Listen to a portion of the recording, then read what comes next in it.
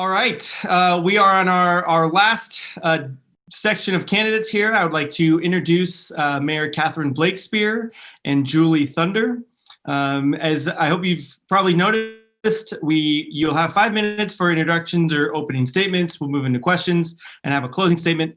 Jim has been giving you a heads up on the time, so please be cautious and cognizant of that. But I would like to basically get started here. Mayor Catherine Blakespear, your 5 minutes in opening statements. You're up first. Well, thank you very much. And thank you for having me here today. I am thrilled to be speaking directly to you. So thank you for the opportunity to the Chamber. It's been my great honor and privilege to have served as your Encinitas mayor for the last 4 years. And I'm running for re-election today to continue our successes. During my time on the Encinitas City Council and as the mayor, we've really been on a roll. We have made tremendous neighborhood improvements. We've prioritized the public's health, and we have a safe and a financially stable city. My opponent consistently attacks my leadership, saying that I am destroying the community with overdevelopment, crime, homeless people, and mismanagement of stormwater, road improvements, and truthfully, almost everything else. Listen to what she says today. It is a nonstop criticism of the city. This is really fear-mongering, and it's rooted in negativity and lies. It's a classic campaign strategy to try to make you feel that Encinitas is a bad place to live, and it's a city that's headed in the wrong direction, and that somehow she can save us. Does that sound familiar? She's actually playing on nostalgia, promising to stop all new housing and return to a mythical Encinitas that never actually existed in the first place. I understand the uncertainty that we are all feeling in this moment, making us yearn for the good old days on multiple levels. It's really an understandable feeling, but when you look around yourself in Encinitas, don't you love our city? I routinely hear how great our city is and how happy people are with the improvements that we're making. I'm from a family that's been in Encinitas for 100 years. I'm 4th generation and our kids are 5th generation.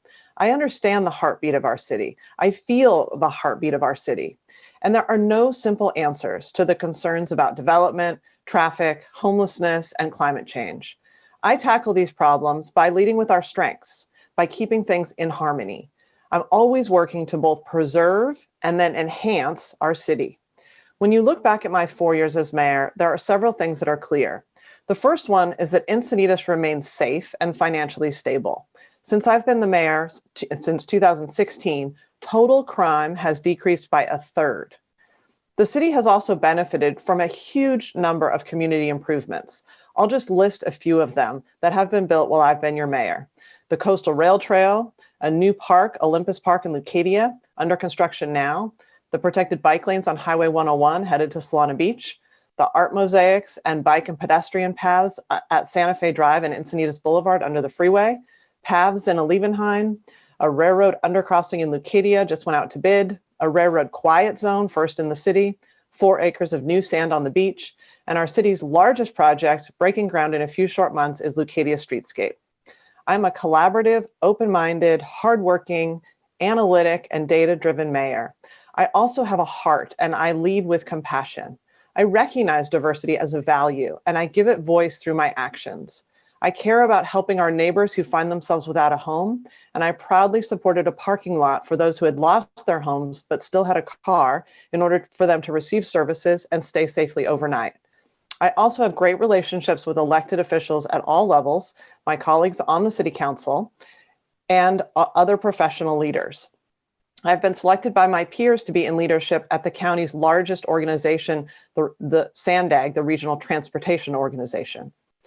As your mayor, I have been simultaneously fighting for your quality of life, protecting our community character, protecting your right to vote, while also complying with state housing laws. These things are difficult. There is not some magic backdoor solution that my opponent has access to that somehow eludes me and the rest of us. I'm the environmental candidate in this race. I was endorsed by the Sierra Club, the League of Conservation Voters, and this year I won the Climate Courage Award from the Climate Action Campaign for my leadership in working locally to fight climate change. My commitment to public safety has earned me the endorsement of the Encinitas Firefighters Association. As we go through this forum tonight, please think about whether you really want to dismantle the great things we've done in Encinitas. I don't think most residents do.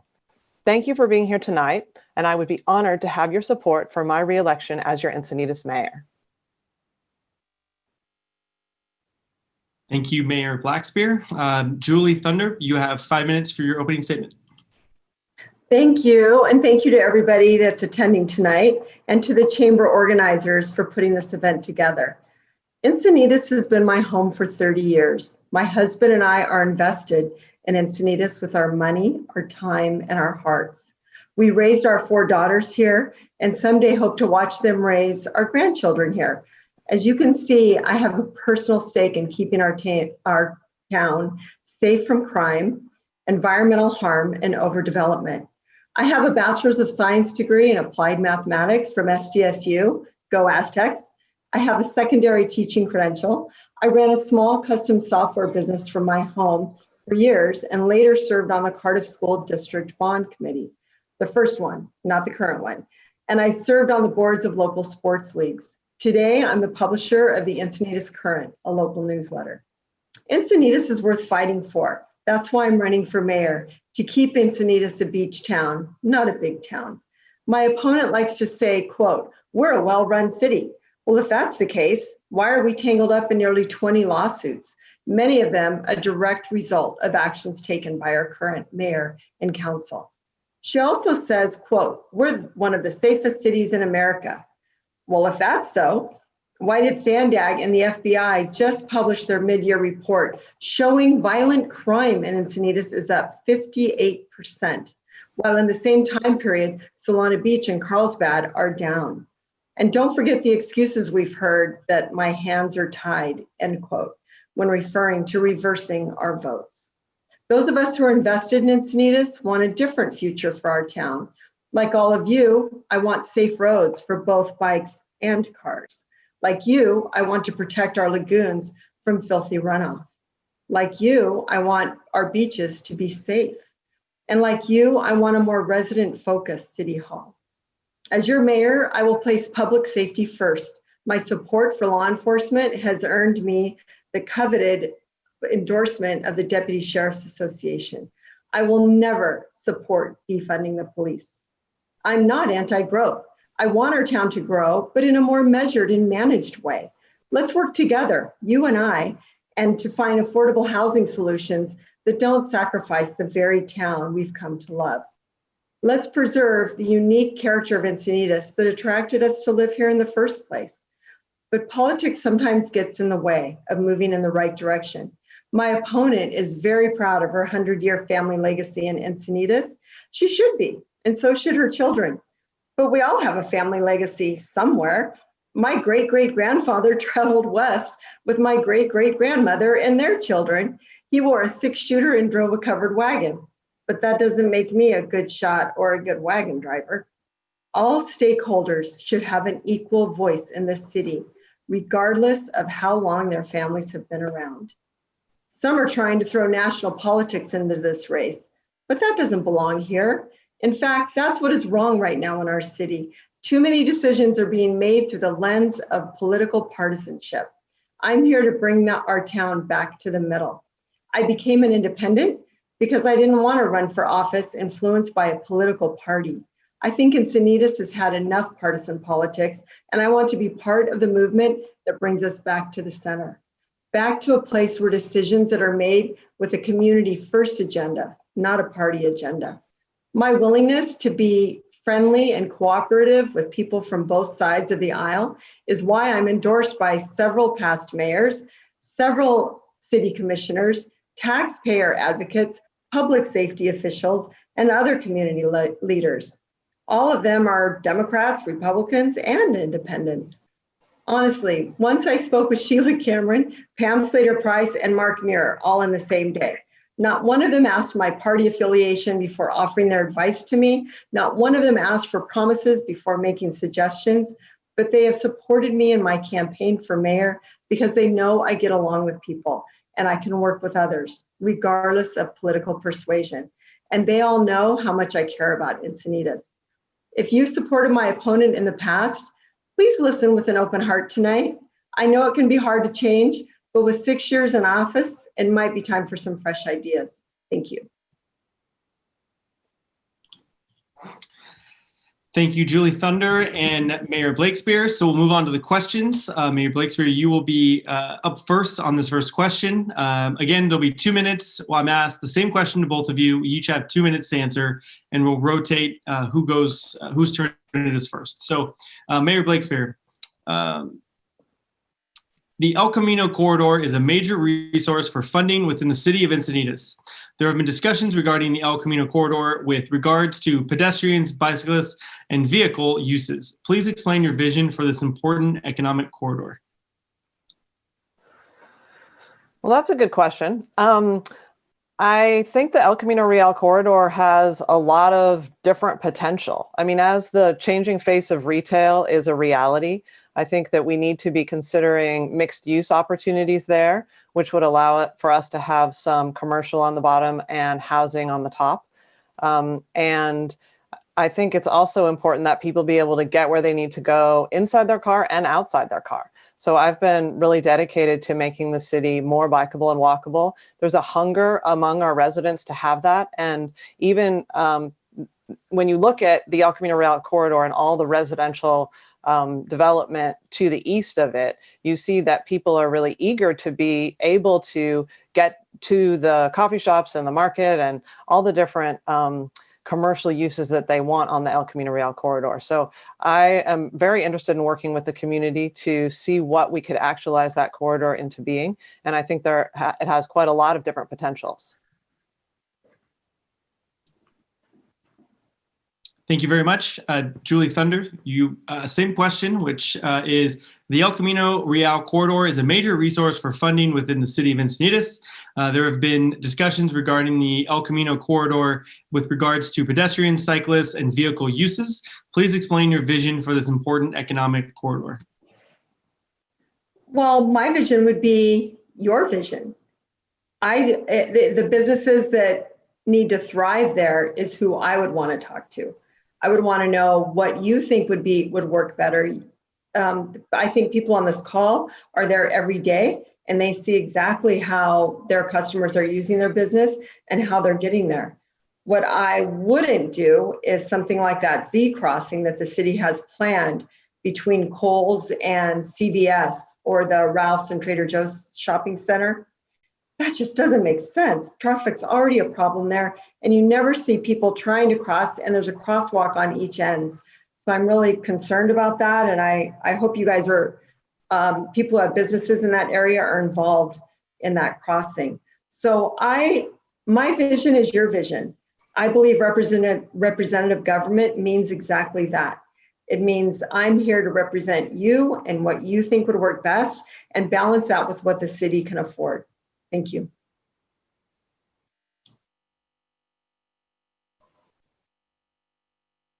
Thank you. We are rotating, so Julie Thunder, you will be up next on this question. The city of Encinis was recently sued due to the fatal Bluff failure last year. What plans do you have for taking action, if any, to help secure the Bluff and protect the beach users? Oh, can I start? Okay. I'm deeply disappointed that our city has done nothing to improve safety at that beach. I'm shocked. And everybody in our city should be shocked. You've all seen the pictures of all summer long, people hung out on all the beaches, including Cardiff, on our Bluff Line beaches too, which is not the city's responsibility, and I know that.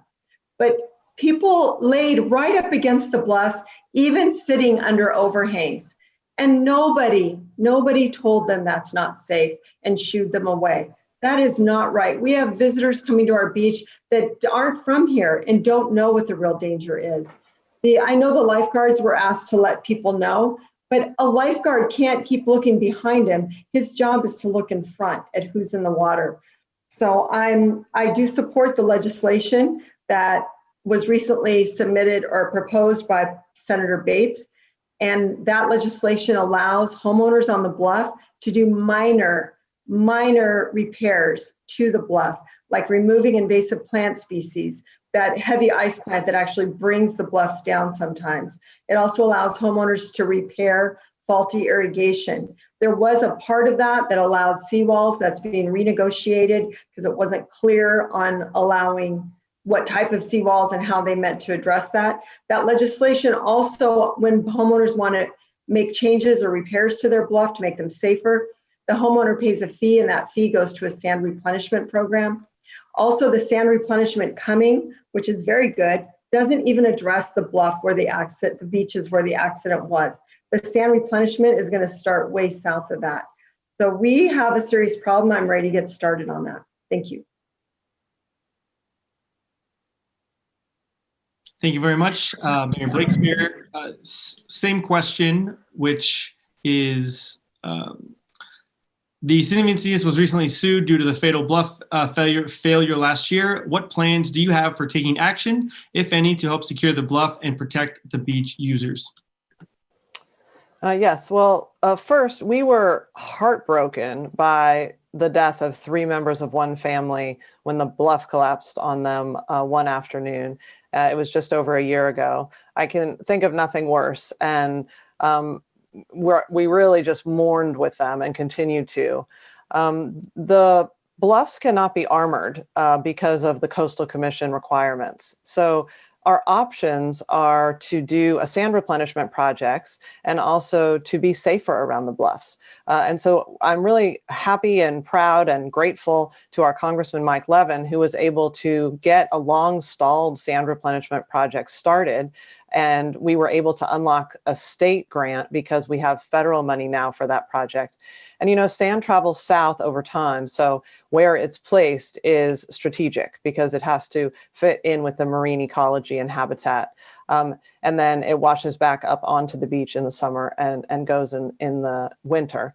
And, you know, our lifeguards routinely contact people who are near the bluffs. We have increased our signage. We have there's a uniform sign. That's the sign that we are allowed to use at the beach.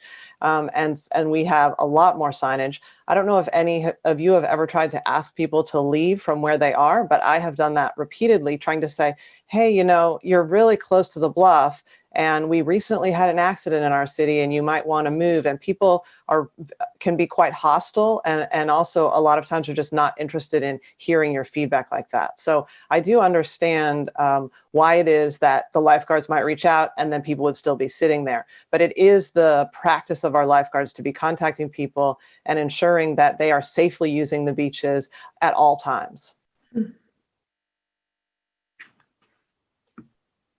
Thank you very much. We'll go to the next question where Mayor Blakespear, you will be answering first.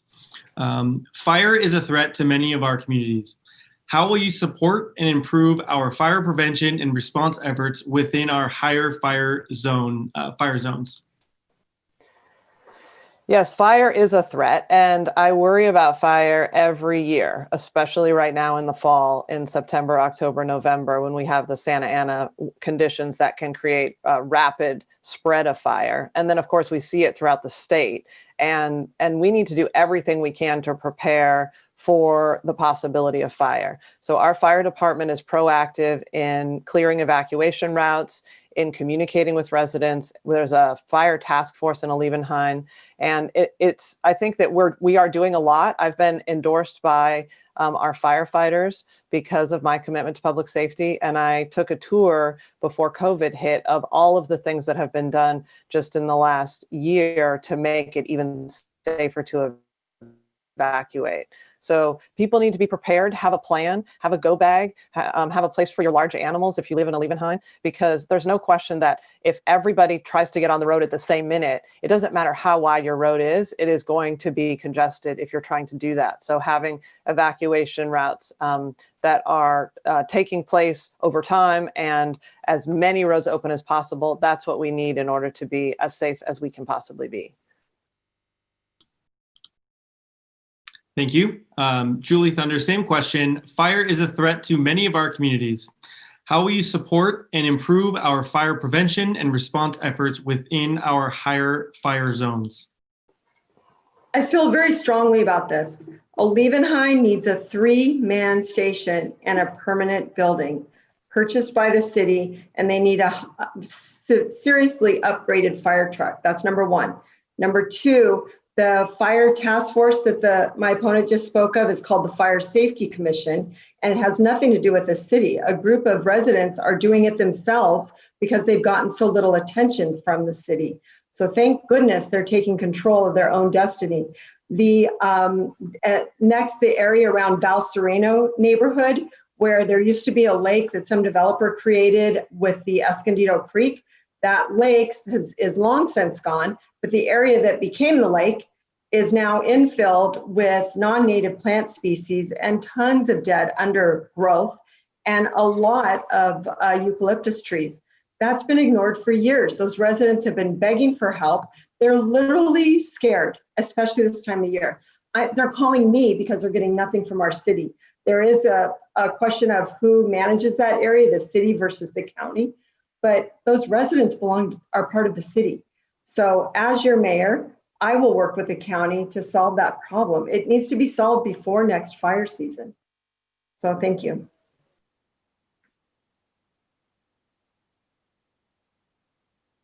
Thank you. Julie, this question will go to you first. Many residents have mentioned concerns with homelessness in Encinitas. What are your plans to address these issues? Well, thank you.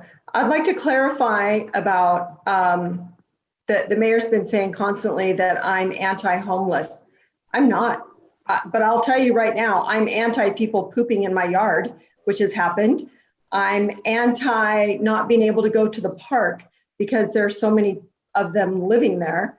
I'm anti having them park around the curbs at the park and run their engines all night. And the people who live across the street, for example, Glen Park, have to smell their exhaust all night. I'm anti them camping in the rail corridor so that the residents of Coral Cove have to watch them get out and go potty in their buckets every morning. That is not right. If we need a safe parking lot, that's fine. If it's being used, I'm happy for the people that can use it and be safe. But why are we allowing people to park and camp in our city when we have a municipal code that says that's not allowed, and we can have them go to the safe parking lot? That's number one. Number two, the homeless in our city that want to get better, there's so many solutions that our city could invite in that would cost nothing. There's Wheels for Change, Solutions for Change. There's an East County Transitional Learning Center that is developing satellite programs. There are ways to help the people that want the help, but opening a homeless parking lot with a state grant using the homeless numbers of the entire North County region, which made it the regional homeless parking lot, was not the right way to go. And recently, by the way, our homeless action plan determined that 80% of the homeless people in our city right now are not from here. How did that happen? We have more than we had a year ago. If you have a business downtown, you know it. I know it. I'm dealing with the mess in my yard. I know you're hosing off your storefronts. And now I've got friends who live behind Trader Joe's telling me that they're having the same issues. Thank you. Thank you. Mayor Blakespear, same question. Many residents have mentioned concerns with homelessness in Encinitas. What are your plans to address these issues? Yes. So homelessness is a humanitarian crisis, and it is affecting cities all throughout California, especially coastal cities. And my goals and my commitments as mayor are to try to help people who need it, having a compassionate approach, and then also to protect our public spaces. So under no circumstances do I want us to have tent cities in our parks, in our downtown.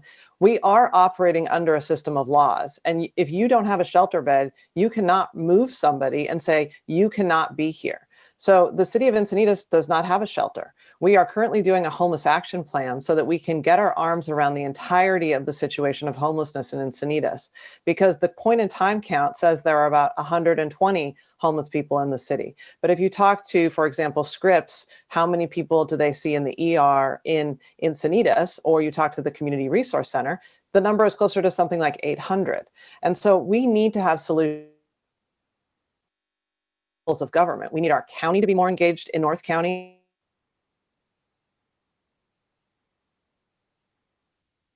into the city of San Diego. We need to have partnership with the state. We need to utilize some of that money that's available from the state to handle homelessness here in Encinitas. And we haven't had that. So if you look at the difference in the two candidates here, I am wanting to tackle this problem. I'm not wanting to criminalize it and say if we can somehow make it go away through some easy thing, because the city would have done it. But we need everybody to be working together.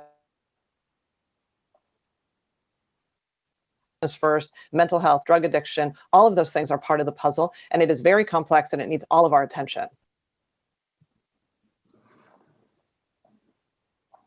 Thank you, Mayor Blakespear. You will be next on this next question, which is, how do you view your relationship with the residents of Encinitas? Do you feel that you do, or would you make decisions that reflect the majority of the residents' desires? But could you repeat the question? It went out there for a minute. Yeah, we seem to be cutting in and out, or someone is cutting in and out. So I'll repeat the question, and please let me know if you hear it correctly. Is how do you view the relationship with the residents of Encinitas, and do you feel that you do or would make decisions that reflect the majority of the residents' desires? Well, yes, I absolutely do. I mean, if you look back just 2 years, I was elected with 83% of the vote. 83% is a lot. It's very hard to get that many people to support really anybody. And so I feel there's no question I represent residents and they feel that I represent them. I think that if you're honest about this question, you recognize that residents don't always agree. So on almost every major decision, like the homeless parking lot, we have a split room of very, very strong opinions.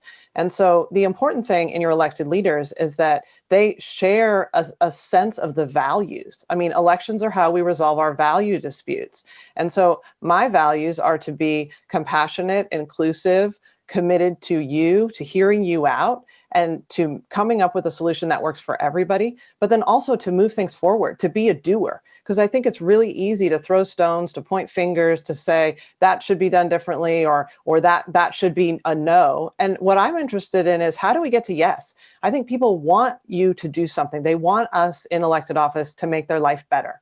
And I am always working. I see this role as being in the middle of concentric circles of a lot of different interests, trying to knit it together so that we can come up with ways to move the community forward. And under my leadership, we've done that very successfully. And I'm proud of the things that we've done. And I think that we will continue to do them, because at base, I think that the residents of Encinitas are in line with me and I am in line with them, recognizing the great diversity of opinions that we have on any subject. Thank you very much. Julie Thunder, the same question to you is, how do you view your relationship with the residents of Encinitas? And do you feel that you would make decisions that reflect the majority of residents' desires? Well, I'm not in office, but in my personal life, I have an incredible number of friends here. I actually have some friends on this call, and maybe more than I know. So I do 100% see my role as mayor of Encinitas in the classic citizen government paradigm that our country was founded on.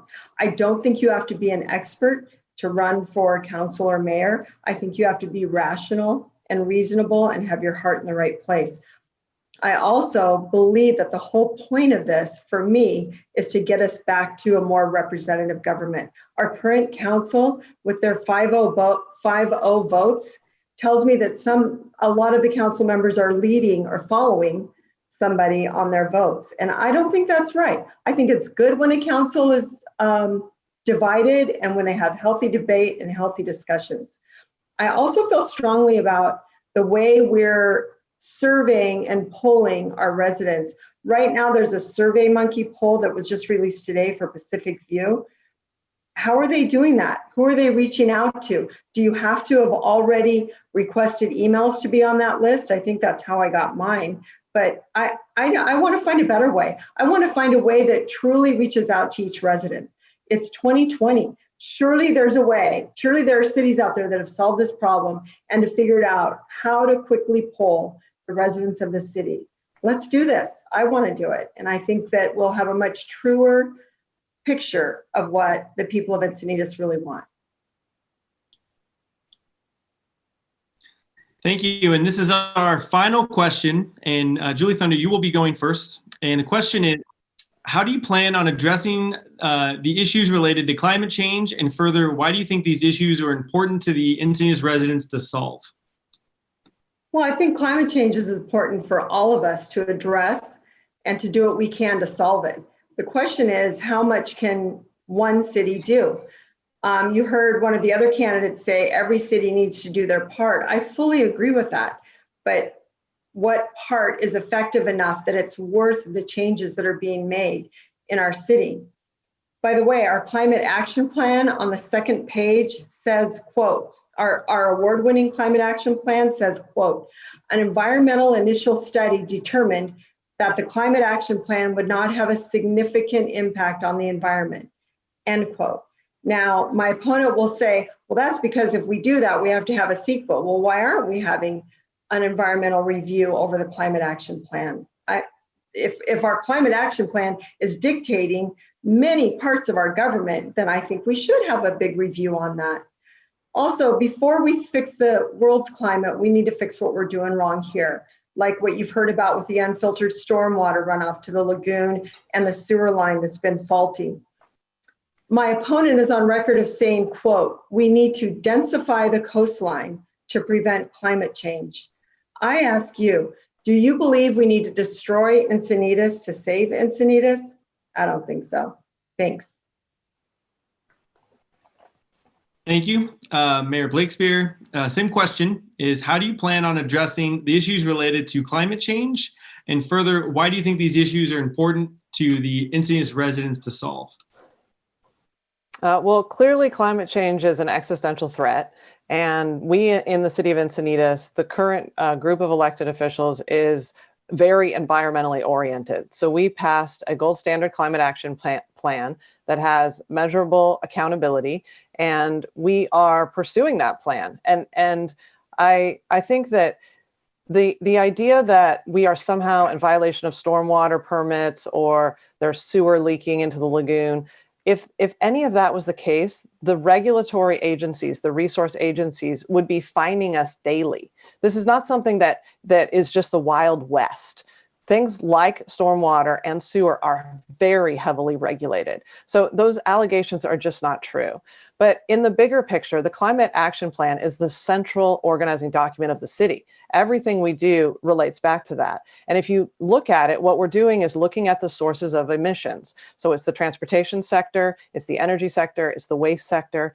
And we are tackling those, trying to make it easier to bike and walk, planting more trees, being more ecologic with water, prioritizing air quality, all of the things that we can do to lead locally. Because ultimately, fighting climate change will come down to local decisions. And we need to have people in leadership positions that care about the environment, that are making that a top priority. And that is the case for me. That's why I've been endorsed by the Sierra Club and all of the different environmental organizations. And I will continue to lead with a commitment to the environment in my next term as mayor.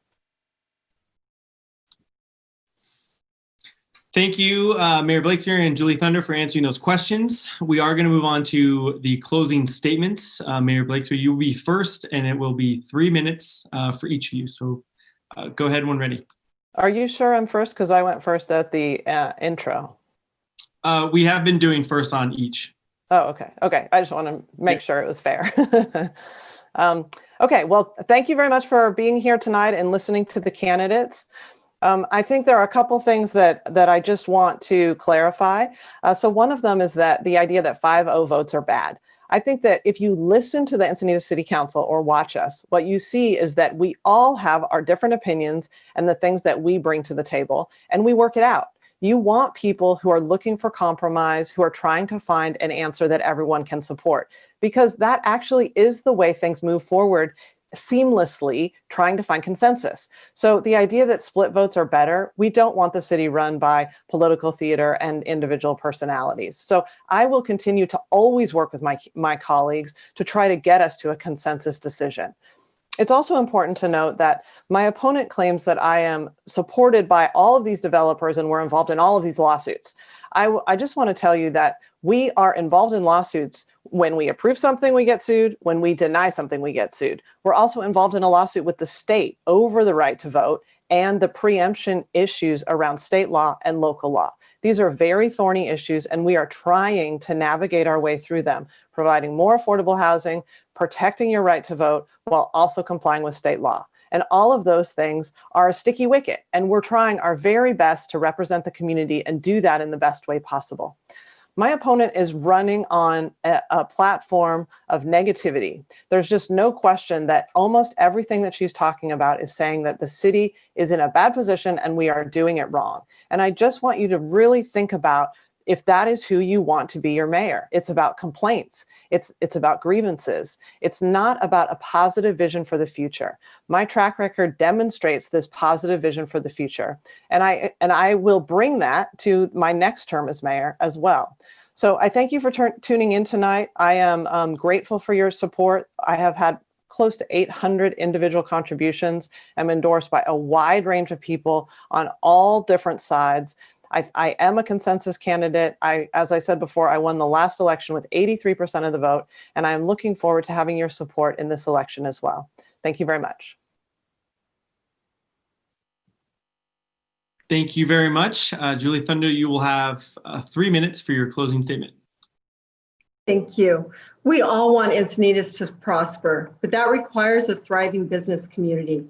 I know firsthand the struggle of starting a business from the ground up. When my husband and I started our business, we spent years without vacations, and we nervously watched our monthly checkbook balance while raising our family. I appreciate the value of building it yourself and the pride of ownership that comes with that. As mayor of Encinitas, I don't want to get in your way. I want to see you realize your dreams. Your success should not be hampered with unreasonable regulations and overpriced licenses and permits. I'm keenly aware of how important customer access is, and I won't vote to hinder that access. Instead, I'll work with you to improve it. I hope that those of you who have done business in other cities will come to me and share how they did it better, because I know there's room for improvement. There's room for better communication between the city and our business community, and the coordination between city events and the businesses affected must be managed better. But all of this is a moot point if we lose the Encinitas we've all come to love. We need to address the elephant in the room, housing and the tumultuous storm we've all been through. In 2013, we enacted a mechanism to protect the character of our communities, Prop A. My opponent has reversed our Prop A vote and sued you and me to invalidate it forever so that this council and future councils can upzone any property without consulting the voters. She also reversed our vote on Measure U, the housing element most of us voted no on, remember? Apparently elections don't matter because she submitted it to the state anyway, and now it's our housing law. What will we say to our children and grandchildren when they ask if they should bother to vote? I will protect Prop A. I will defend your community character and home values. I will speak up for people who need an affordable place to live. We can do all this without ruining Encinitas. We can demand the developers set aside a higher percentage of their projects for lower income housing. My opponent refuses to do that. Is this why 9 developers have dumped money into her campaign? 2 of them contributed nearly $20,000 to a political action committee solely to re-elect her. What do they expect in return? I have no developer contributions. I don't have a PAC that I know of. And folks, there's more than housing at stake here. A recent Sandag report shows violent crime in Encinitas up 58%. Does that statistic reflect a mayor who cares about public safety? I'm endorsed by the Sheriff's Association for a reason. I envision an Encinitas that places public safety and neighborhood preservation ahead of other considerations, and I will always fight for control of our land use decisions. My hands aren't tied, they're ready to fight for our town. Thank you for listening tonight.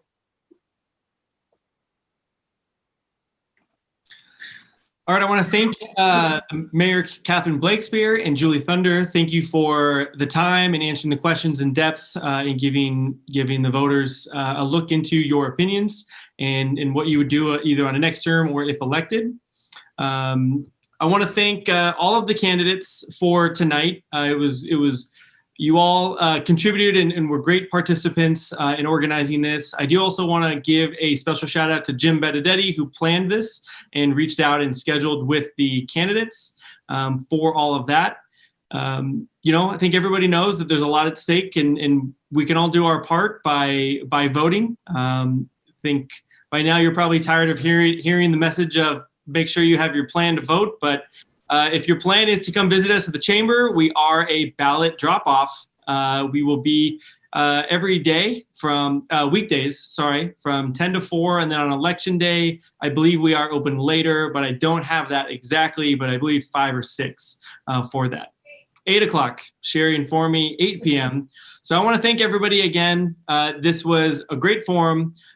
Please, if you haven't questions about the Encinis Chamber and how we're supporting businesses, you can visit us at encinischamber.com. And I want to thank all the candidates again.